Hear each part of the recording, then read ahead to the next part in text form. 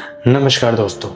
आज मैं आपके साथ अपनी लाइफ का एक रियल इंसिडेंट शेयर करने वाला हूँ। एक ऐसा हादसा जिसे मैं ना तब भूल पाया था और ना शायद कभी भूल पाऊंगा।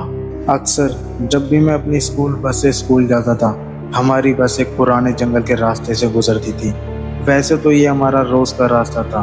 तब मैं बहुत छोटा था, पर आज भी याद है जब बस उस टूटे हुए रोड से गुजरती थी, मेरी नज़र हमेशा एक बड़े से पेड़ के नीचे बनी एक कब्र पर पड़ती थी।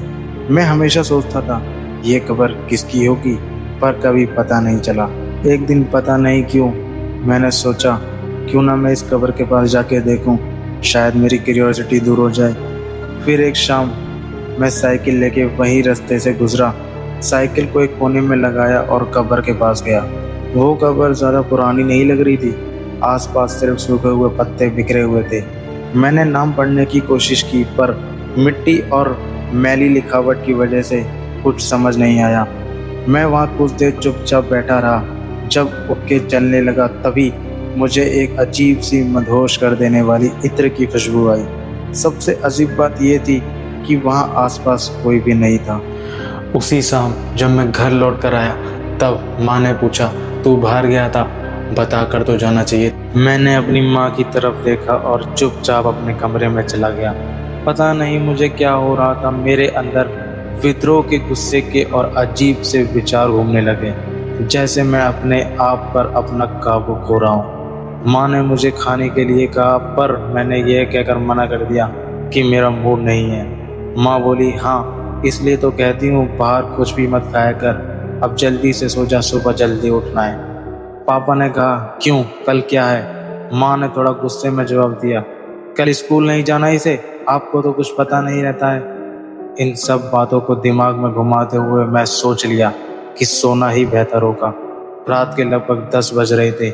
मेरे शरीर में अजीब तरह से भारीपन महसूस होने लगा, चक्कर आने लगे, जी मचलने लगा, जैसे मेरे शरीर किसी ने जकड़ लिया हो।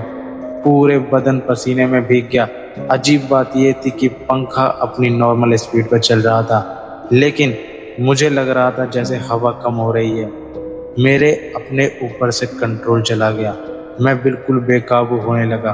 मेरे अंदर इतनी भी ताकत नहीं थी कि मैं अपने घर वालों को मदद के लिए आवाज़ दे सकूं। मैं जल्दी से अपने बिस्तर से उठा और घर के मेन डोर की तरफ दौड़ा, मानो वो बिस्तर मेरे लिए मृत्यु की सेज हो।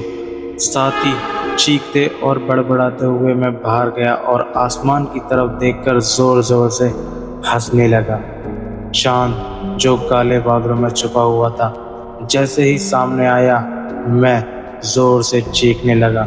मेरी चीख इतनी भयानक और डरावनी थी कि उसकी गूंज से मेरे घर वाले बाहर आ गए। बाहर आते ही उन्होंने मुझे आवाज़ लगाई, जय ये सब क्या है, तू इतनी रात में यहाँ क्या कर रहा है?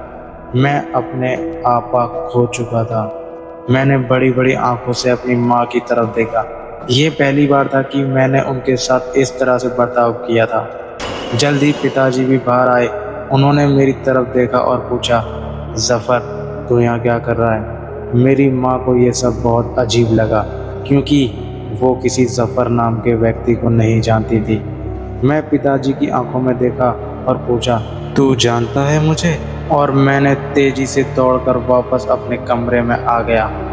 अंधेरे में एक कोने में दुबक कर बैठ गया, जैसे किसी से बचने की कोशिश कर रहा हूँ। खैर इसके बाद मैं अपने कमरे में एक कोने में सोता रहा। जब मैंने अपने कमरे का दरवाज़ा खोलने की कोशिश की, मुझे पता लगा कि वो बाहर से लॉक था। कुछ देर कोशिश करने के बाद मैंने ज़ोर से चिल्लाना शुरू किया, मुझे बाहर निकालो, पर कोई नहीं आया।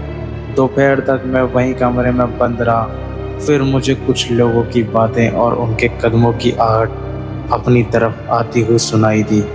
कुछ ही देर बाद उन सब ने मिलकर मेरा दरवाज़ा खोला। उनमें एक फ़कीर बाबा भी थे और मेरे पिताजी भी उनके साथ थे।